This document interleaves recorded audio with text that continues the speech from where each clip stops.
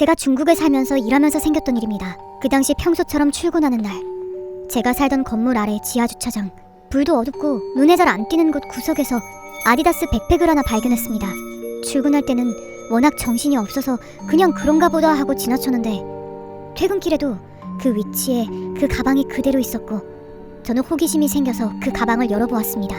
가방 안에는 흰색 종이로 뭔가를 싼 것들이 여러 개 있었습니다. 그중 하나를 살짝 열어보니 안쪽에 담뱃재 같은 것들이 들어있었어요. 저는 그걸 보고 담배를 직접 넣어서 피울 수 있는 제품인가? 해서 호기심이 생겼고 반움큼 정도를 손에 쥐고 집으로 올라갔습니다. 저는 그때까지만 해도 평범한 담배일 거라 생각했는데 평범한 담배의 느낌이 아니었고 직감적으로 이거 마약이라는 생각이 들었습니다. 저는 기겁하고 남아있는 가루를 변기통에 버렸습니다. 다행히 공안에 들키거나 하는 건 없었고 그렇게 시간이 흘렀습니다. 그리고 어느 날 회식 때문에 술에 취해 정신없이 집에 가던 중 그 아디다스 가방이 있던 장소에 이번엔 가방이 2개나 있었습니다. 하나는 보통 사이즈의 백팩이었고 하나는 운동선수들이나 메고 다니는 엄청 큰 가방이었습니다.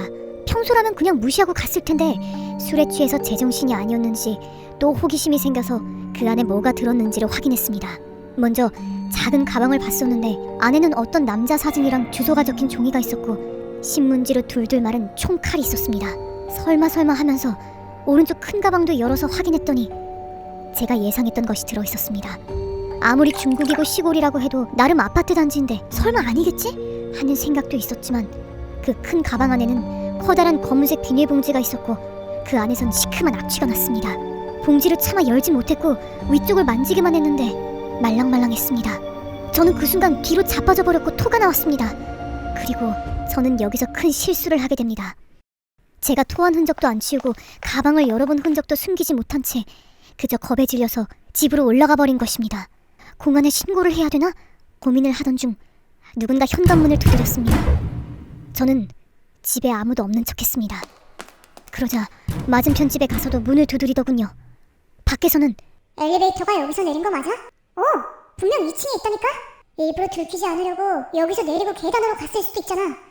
대화 내용을 들으니 저를 찾으러 온 게 분명했습니다. 그렇게 2시간 정도 지난 뒤 저는 공안에 전화해서 방금 있었던 일을 신고했습니다. 이제 한숨 놓고 앉아 있었는데 현관문 밑으로 종이 하나가 쑥 들어왔습니다. 쓰잘데기 없는 소리 짓거리면 다음엔 네가 가방에 들어간다. 알고 보니 문 앞에서 인기척을 없애고 숨어 있었던 겁니다. 그리고 문을 거칠게 두드리면서 난폭하게 욕을 해대는데 정확히는 무슨 말인지 해석이 안 됐지만 몇 마디는 또렷이 들렸습니다. 저는 눈앞에 보이는 빨랫대 하나 집어들고 벌벌 떨면서 버틸 수밖에 없었습니다. 그렇게 10시간 같은 10분이 지난 뒤 갑자기 한 명이 경찰 왔다면서 소리 지르더니 여러 명이 계단으로 뛰어내려가는 소리가 들렸습니다. 잠시 후 경찰이 도착해서 경찰 한 명이 저에게 이제 괜찮으니 진정하라고 달래줬지만 저는 질질 짜고만 있었죠. 너무 무서웠습니다. 현관 밖으로 나가보니 문 여기저기가 움푹 파여 있었고 바닥에는 시체 사진들이 뿌려져 있었습니다. 그리고 그 사진 뒤쪽엔 다음엔 네가 이렇게 될 거다 라고 적혀 있었습니다. 그렇게 경찰서로 가서 마약 얘기는 빼고 진술했는데 그 뒤에 경찰이 하는 말이 전문적인 조직놈들 같다면서 생각보다 큰일에 휘말린 것 같다고 했습니다. 눈앞이 깜깜해졌죠. 중국에서 밥 먹고 살고 있는데 중국 조직에게 찍힌 건가? 그것도 사람 하나 죽이는 건 일상인 그런 놈들에게? 그런 생각을 하니 온몸이 떨렸습니다. 일단 경찰서에서 나와 집으로 들어가는데 집 문은 망치로 내려쳤는지 손잡이가 다 망가져 있었고 집안은 여기저기 박살난 상태였습니다. 침대 위와 소파 위에는 칼도 꽂혀 있었습니다. 그리고 뒤에서 갑자기 누군가 오는 소리가 들렸습니다. 내가 멍청했구나. 왜 이런 난리를 겪고도 바보같이 집으로 돌아왔을까? 이제는 끝났구나. 난 어떻게 죽을까? 이렇게 내 삶은 끝나는구나. 이런 생각을 하던 중 뒤를 돌아봤더니 경찰이었습니다. 아까 와서 저를 달래주던 그 경찰이었습니다. 혹시나 하는 마음에 따라왔다고 하더군요. 그 경찰 말로는 이 사건은 꽤 규모가 큰 조직에 연루되어 있고 제대로 현장을 못 잡으면 마음대로 구속도 못할 정도로 치밀한 놈들입니다. 장기매매, 성매매 등 별의별 범죄에 다 관여되어 있습니다. 제 생각에는 그냥 한국으로 가는 게 제일 좋을 것 같습니다.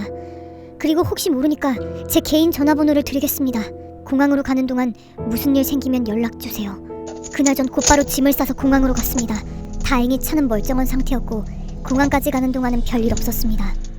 저는 한국에 가서 정신병원도 가고 몸에 이상은 없는지 검사도 하면서 지냈습니다. 지금 다시 생각해봐도 정말 아찔한 경험이었습니다.